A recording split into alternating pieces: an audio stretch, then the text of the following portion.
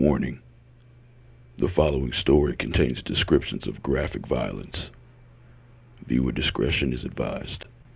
This is the case of Gertrude Baniszewski.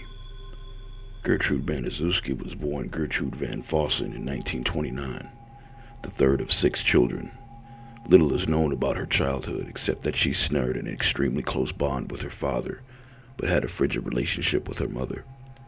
A further wedge was driven between Gertrude and her mother when Baniszewski's father died in 1940. The 11-year-old Baniszewski watched her father die of a sudden heart attack. 5 years later, Baniszewski dropped out of school at the age of 16 to marry her 18-year-old deputy, John Baniszewski, by whom she had 4 children. John Baniszewski had a volatile temper, often beating his wife for annoying him. The two stayed together for 10 years before eventually divorcing. Gertrude Baniszewski was granted custody of their children.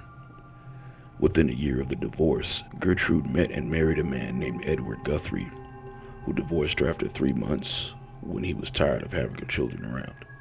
Shortly thereafter, Gertrude and John Baniszewski reconciled and remarried.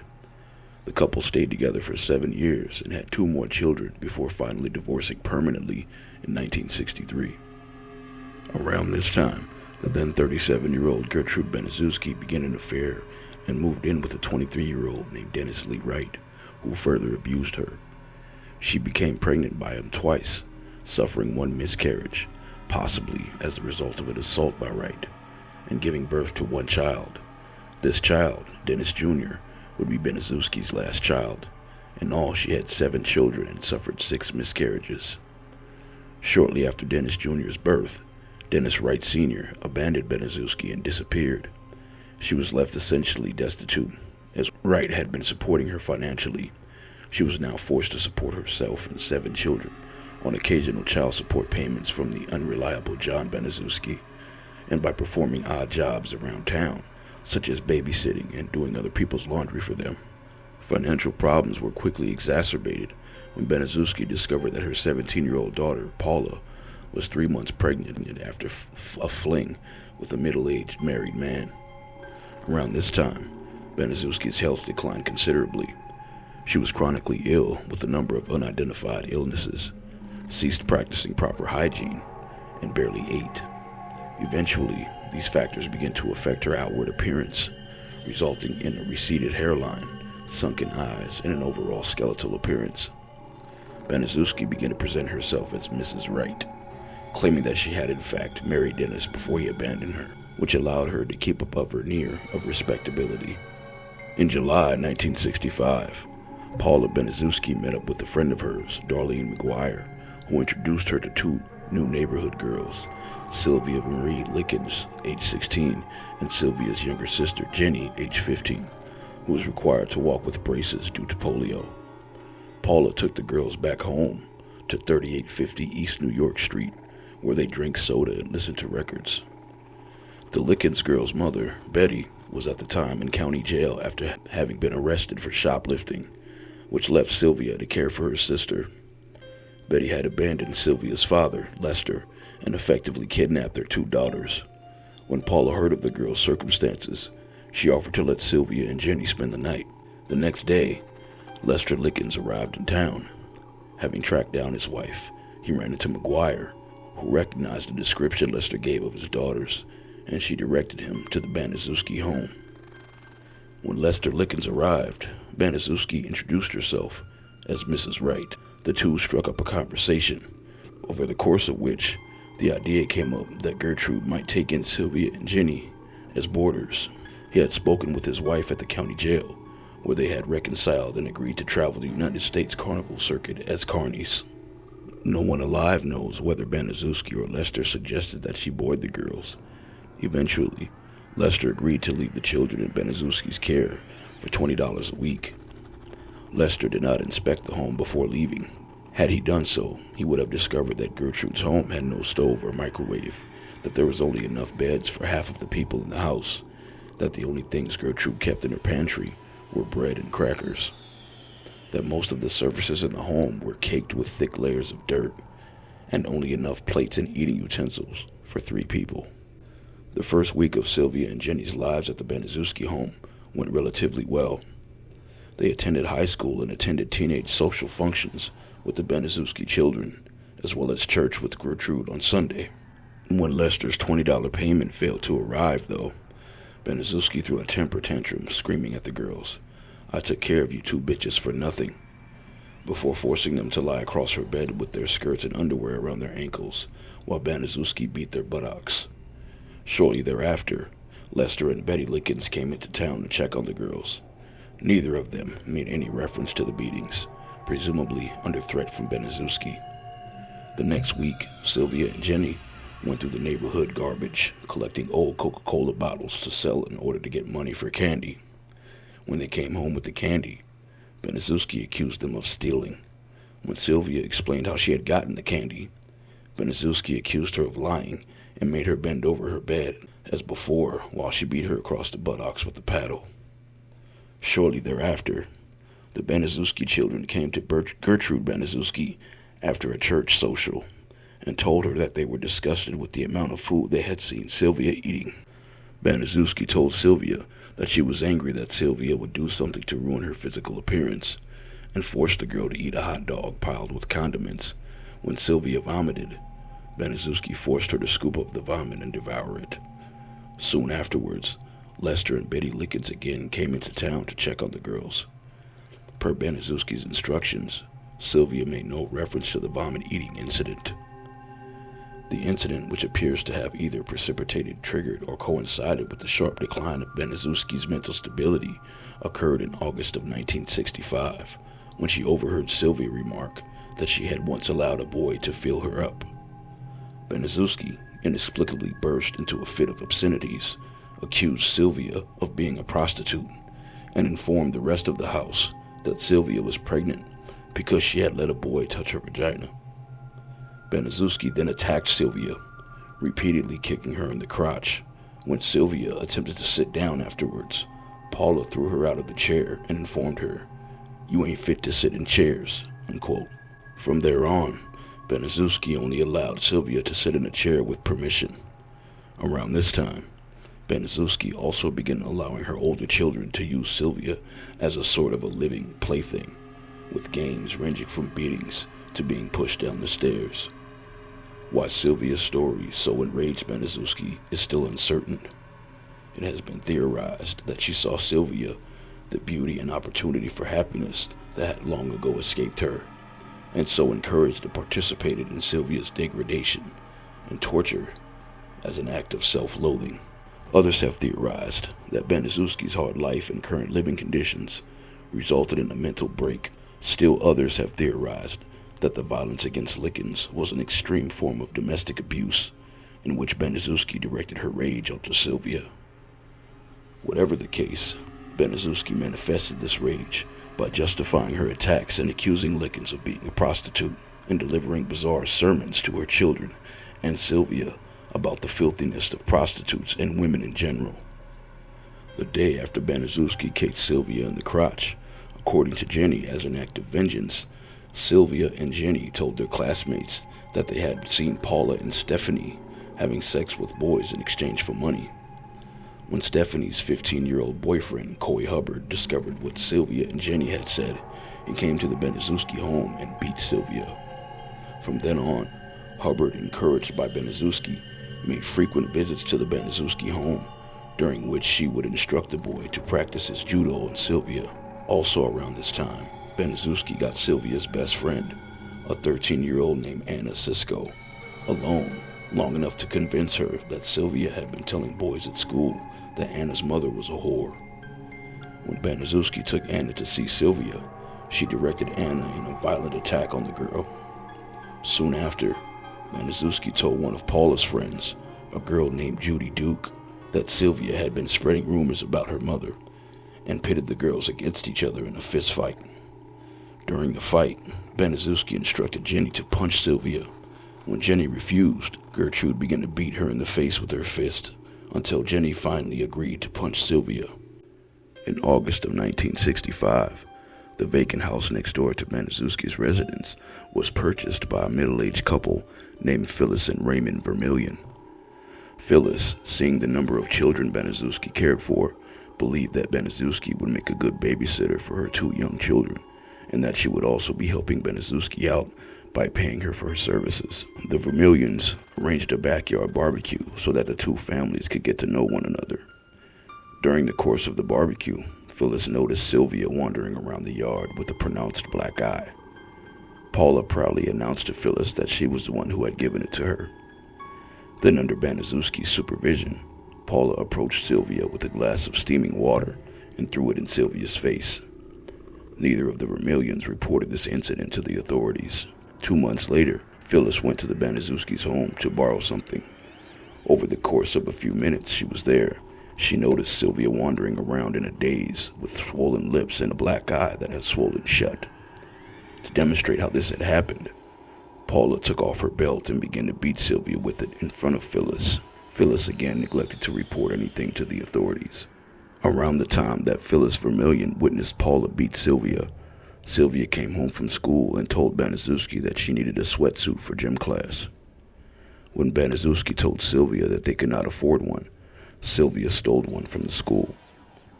Baniszewski questioned Sylvia about her new gym outfit, eventually coercing Sylvia to confession. Baniszewski inexplicably segued from the topic of Sylvia stealing into the topic of Sylvia being a prostitute, and threw Sylvia onto the ground, where she repeatedly kicked her in the crotch, before, once more, returning into the topic of theft.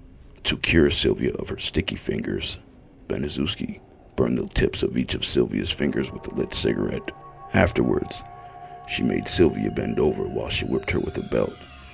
After this incident, the smokers in the Baniszewski home began arbitrarily putting their cigarettes out on Sylvia's body as a reminder for her not to steal.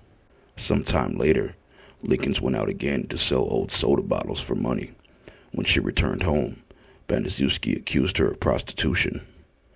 Baniszewski took her into the living room of her home and forced Sylvia to strip naked in front of her sons and several neighborhood boys, on the threat of beating Jenny. Once Sylvia was fully naked, Baniszewski handed her a glass Coca-Cola bottle and forced Sylvia to masturbate with it for the boys. Following the Coke bottle incident, Sylvia became incontent. As a result, Baniszewski decided that she was no longer fit to live with humans and locked her in the basement. The lack of a toilet in the basement forced Sylvia to defecate and urinate on the floor. When Baniszewski saw this, she began a bathing regime to cleanse Sylvia, whom she began calling Dirty Girl. The regime consisted of filling Gertrude's claw-footed bathtub with scalding water and binding Sylvia's wrists and ankles, and then dunking Sylvia into it. The regime was administered arbitrarily, sometimes once or many times a day, some days not at all. Following the baths, Paula Baniszewski would rub handfuls of salt all over Sylvia's nude body. During this period, Baniszewski took on 14-year-old Ricky Hobbs, a neighborhood boy, as her personal assistant when dealing with Sylvia. Hobbs, an honor student from a middle-class family with no previous legal trouble, experienced a sudden shift in personality upon becoming Baniszewski's assistant, blindly following whatever order she gave him. Crime reporters have since speculated that Hobbs was Baniszewski's lover and that she had seduced the boy into becoming her henchman. Baniszewski's children turned Sylvia into a money-making opportunity, charging neighborhood children a nickel to gawk at the nude Sylvia or to push her down the stairs into the basement, where she was now kept when not being bathed or put on display. She was kept constantly naked and rarely fed. When she was allowed to eat, it was in some bizarre fashion. Often, Baniszewski and her 12-year-old son, John Jr., would make Sylvia clean the basement by, quote, allowing her to eat her own feces, and gave Sylvia a container in which she could collect her urine, which she was made then to drink. Sometime around this period, Jenny managed to send contact to her and Sylvia's older sister, Diana, who was married and had a family of her own. Jenny outlined the horrors that she and Sylvia were experiencing and entrusted Diana to contact the police to come rescue them. Diana ignored the letter, believing that Jenny was simply displeased with being punished and that she was making up stories so that she can come live with them. Also around this time, one of the neighborhood children who had been by to see Sylvia, a 12-year-old named Judy Duke, went home and told her mother, quote, they were beating and kicking Sylvia. The girl's mother replied, quote, that was what happened when someone was punished. Shortly thereafter, the Baniszewski's Reverend Roy Julian visited them as part of a program he had set up to see each of his parishioners at their homes. While he and Baniszewski drank coffee, she complained to him that Sylvia had been an intense burden on her, claiming that the girl was a prostitute who had been servicing married men and had gotten pregnant, although at the time, Paula Baniszewski was several months pregnant. Gertrude Baniszewski insisted that her daughter was a virgin and that Sylvia was attempting to pass off her own misdeeds onto the pure Paula. Baniszewski and the Reverend prayed for Sylvia's salvation before the Reverend left. When the Reverend returned again a few weeks later, Paula told the Reverend during prayers that she had hatred in her heart for Sylvia, to which Baniszewski interjected that the opposite was true. Shortly after this, Diana came by to visit her sisters. Baniszewski refused to allow her into the home, at first telling her that Lester had contacted her and instructed her to not allow Diana into the home. When Diana questioned this, Baniszewski threatened to call the police and have her arrested for trespassing. Diana hid nearby the house until she spotted Jenny outside and then approached her. Jenny told her older sister that she was not allowed to talk to her and then ran away. Concerned, Diana contacted social services. When a social worker arrived at the home, Baniszewski informed her that she had kicked Sylvia out of the house for being physically unclean and a prostitute, and that Sylvia had since run away. Baniszewski then managed to get Jenny alone long enough to inform her that if she told the social worker the truth, Jenny would join her sister naked in the basement. Jenny then told the social worker that Sylvia had indeed run away. The social worker returned to her office, where she filed a report stating that no more calls needed to be made to the Baniszewski home. On October 20th, Gertrude called the police to come arrest a boy at her home. Robert Bruce Hanlon was a local youth who claimed that Baniszewski children had stolen things from his basement. He had come to the home earlier in the evening demanding that Baniszewski return his things. When she refused, he attempted to sneak into the home and take them back. Phyllis Vermillion witnessed Hanlon being put into the back of a squad car and approached the police to speak on his behalf, as she had earlier overheard the argument between Baniszewski and Hanlon over the stolen goods. Vermillion made no mention of Sylvia during her conversation with the police. On October 21st, Baniszewski instructed John Jr., Coy, and Stephanie to bring Sylvia up from the basement and tie her to a bed, telling Sylvia that if she could hold her bladder through the night, she would be permitted to sleep upstairs again. When Baniszewski checked Sylvia the next morning and discovered that she had wet the bed, Baniszewski made her dress, then took her into the living area, where she was once again forced to perform a striptease for her sons and the neighborhood boys, again climaxed by Baniszewski forcing Sylvia to masturbate with the Coca-Cola bottle. When Sylvia was finished, she was allowed to dress. After a few moments, apropos of nothing, Gertrude brought up Sylvia's lies about Paula and Stephanie and declared, "You have branded my daughters, so I will brand you." Sylvia was forcibly stripped naked, tied down, and gagged, while one of the Baniszewski's children heating a sewing needle with a series of matches. When the needle was orange, Gertrude used it to carve a burn in the letter I and part of the letter M into Sylvia's stomach. She then instructed Ricky Hobbs to continue carving the letters to spell out the phrase, "I'm a prostitute and proud of it." At one point, Hobbs stopped and asked Baniszewski in a confused manner to spell prostitute for him. Baniszewski wrote it down on a piece of paper, and the carving, burning recommenced. When the process was finished, the tattoo, consisting not of only the actual carving but third-degree burns left behind by the heat of the needle, was such that modern plastic surgery would have been unable to correct it. Satisfied, Baniszewski left the room, leaving Sylvia tied, gagged, and naked. At this point, Ricky, Paula, and the Baniszewski's 10-year-old daughter Shirley decided to give Sylvia another tattoo, an S in the middle of her chest. The three would later become confused as to whether they had intended the S to stand for Sylvia or for slave, though the latter explanation was the one which was leaned towards as being correct. Ricky burned the bottom curve of the S into Sylvia. He then either choked or changed his mind, because he then ordered Jenny to come over and carve the top half. Although threatened, Jenny refused. Ricky relented and ordered Shirley to finish the tattoo. The 11-year-old choked and accidentally carved the curve backwards so that the numeral 3 appeared on Lincoln's chest.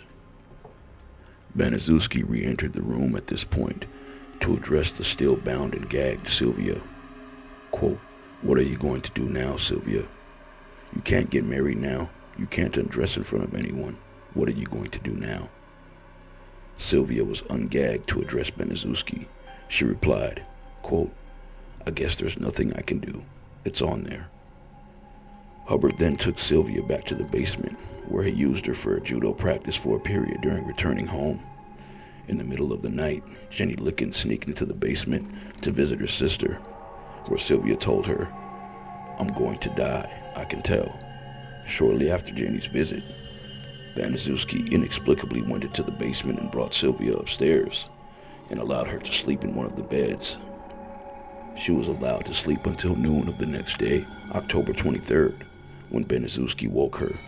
Once Sylvia was awake, Baniszewski and Stephanie took her into the bathroom and gave her a warm, soapy bath. After the bath, Baniszewski and Paul addressed Sylvia and then dictated a letter to her, intended to look like a runaway letter to her parents.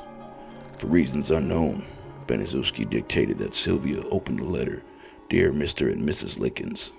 The words which Baniszewski dictated were, quote, "I went with a gang of boys in the middle of the night, and they said they would pay me if I would give them something, so I got in the car and they all got what they wanted. And when they got finished, they beat me up and left sores on my face and all over my body. And they also put on my stomach. I am a prostitute and proud of it. I have done just about everything that I could do just to make Gertie mad and cause Gertie more money than she's got. I've tore up a new mattress and peed on it. I have also caused Gertie doctor bills that she really can't pay and made Gertie a nervous wreck and all her kids." Unquote. Just as strangely as Baniszewski's instance on the formal salutation, she instructed Sylvia not to sign it. After Sylvia finished the letter, Baniszewski began formulating a plan to have John Jr. and Jenny take Sylvia into a nearby garbage dump and leave her there to die. When Sylvia overheard this, she ran for the front door, but in her emaciated and mutilated state moved slowly that Baniszewski was able to grab her just as he reached the front door and drag her back into the house. Once Baniszewski settled down, she took her into the kitchen and made her some toast. Sylvia attempted to eat it, but then said she couldn't swallow. Baniszewski took down the curtain rod in the kitchen and beat Sylvia in the mouth with it. John then took Sylvia into the basement and tied her up, while Baniszewski prepared a plate of crackers for Sylvia. When she offered the crackers to Sylvia, Sylvia replied, "Feed it to the dog. It's hungrier than I am." Baniszewski repeatedly punched Sylvia in the stomach before leaving her basement. On the next day, October 24th, Baniszewski came into the basement and attempted to bludgeon Sylvia. First, she tried to hit her with a chair, but missed and broke it against the wall. Next, she tried to beat her over the head with a paddle, but swung it in such a wide arc that it came back against her own face, blacking her eye. To stop the strange show, Hubbard stepped in and beat Sylvia unconscious with a broomstick. Over the course of that night and into the morning hours of October 25th, Sylvia beat the basement floor with the scoop portion of an iron shovel. Next-door neighbors would later report considered calling the police but chose not to. On October 26th, Baniszewski voiced her intentions to give Sylvia a warm bath. Stephanie and Ricky brought Sylvia upstairs and laid her in the tub fully clothed. They took her out shortly thereafter when they realized she was not breathing. Stephanie gave Sylvia CPR, but by this time, Sylvia was already dead. Baniszewski instructed her children to take Sylvia's body to the basement and strip it naked. She then told Hobbs to go to a nearby payphone and call the police, her house having no working telephone. When police arrived, Baniszewski gave them the letter she made Sylvia dictate. In the midst of the commotion, Jenny Likens whispered to one of the police, "Get me out of here and I'll tell you everything." This statement, combined with the police's discovery of Sylvia's body in the basement, prompted the officers to arrest Baniszewski, Paula, Stephanie, John, Hobbs, and Hubbard for murder. Other neighborhood children present at the time, Mike Monroe, Randy Lepper, Duke, and Cisco, were arrested for injury to a person. Baniszewski, her children, Hobbs, and Hubbard were held without bail pending their trials. Charges against Cisco, Duke, Monroe, and Lepper were dismissed. Stephanie's lawyer got her a separate trial. Before it was able to begin, the district attorney dropped the murder charges. Meanwhile, an autopsy of Sylvia Likens turned up over 100 cigarette burns on her body, in addition to various second and third degree burns, severe bruising, and muscle and nerve damage. In her death throes, Sylvia bit through her lips and nearly severing each of them.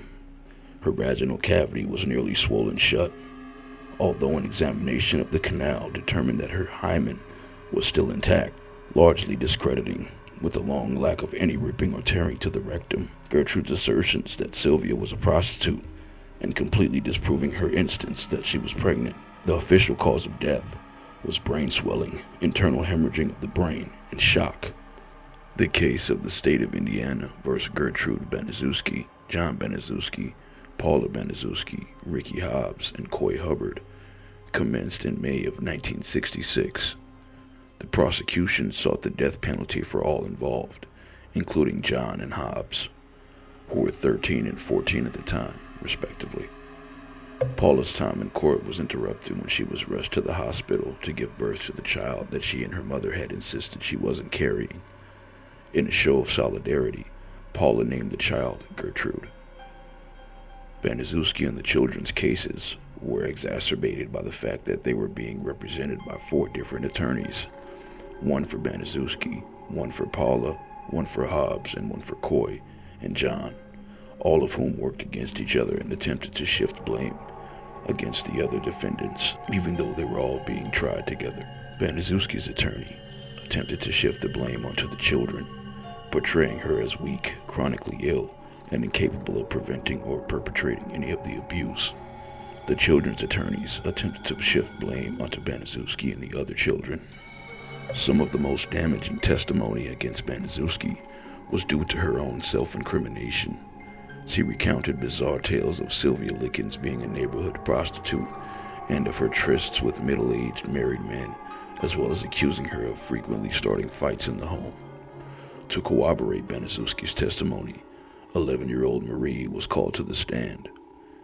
Initially, Marie backed up everything her mother had said, until during cross-examination, she suddenly screamed, "God help me," before admitting everything she said was a lie, and went on to recount in graphic, blunt detail how her mother and siblings had tortured and murdered Sylvia. The young girl's shocking turn against her own family was largely responsible for the eventual verdict. Baniszewski was found guilty of murder in the first degree. To the shock of the citizens of Indianapolis, she did not receive the death penalty, but rather life imprisonment without the possibility of parole. Paula Baniszewski was convicted of second-degree murder. She appealed and was granted a new trial, but before it began, she struck a plea bargain and pleaded guilty to voluntary manslaughter. She served 3 years in prison and was then paroled. John Baniszewski, Hubbard, and Hobbs were each convicted of voluntary manslaughter and sentenced to 18 months in a juvenile detention facility. By the time the now 17-year-old Hobbs was released, the severity of his crimes had sunk in, and he suffered a nervous breakdown. He began a regime of heavy chain smoking, which had severely decayed his lungs by the time he was 20. By the time he was 21, he was dead of lung cancer. Baniszewski appealed and was granted a new trial, and was again found guilty, though this time she was sentenced to 18 years to life. Over the course of the next 18 years, Baniszewski became a model prisoner, working in the sewing shop and becoming a den mother to the younger female inmates. By the time she came up for parole in 1985, she had earned the prison nickname Mom. The news of Baniszewski's parole hearing sent shockwaves through the Indiana community. Jenny LIKENS and her family appeared on television to speak out against Baniszewski. The members of two anti-crime groups, Protect the Innocent and Society's League Against Molestation, traveled to Indiana to oppose Baniszewski's parole and support the LIKENS family, beginning a sidewalk picket campaign. Over the course of 2 months, the groups collected 4,500 signatures from the citizens of Indiana, demanding that Baniszewski be kept behind bars. In spite of all this, Baniszewski was granted parole. During the hearing, she gave the following confession, quote, "I am not sure what role I had in it, because I was on drugs. I never really knew her. I take full responsibility for whatever happened to Sylvia," unquote. Baniszewski walked out of prison on December 4th, 1985, and traveled to Iowa under the name Nadine von Fossen. She died there of lung cancer in 1990. The fates of Baniszewski's children remains largely unknown. Paula Baniszewski moved to Iowa and assumed a new identity. Internet rumors claim that she is still alive and lives on a farm somewhere in the Iowa countryside. Stephanie Baniszewski became a school teacher and assumed a new name. John Baniszewski changed his name to John Blake and worked as a truck driver before becoming a real estate agent and a lay minister. He was never arrested again. He married and had 3 children and has lived in anonymity, only surfacing briefly in 1998 in the wake of the Jonesboro massacre to speak for the first time about the LIKENS murder, saying that he took full responsibility for his role in the murder and that a harsher sentence would have been more just. For more content, like, share, subscribe, and hit the notification bell. Thank you.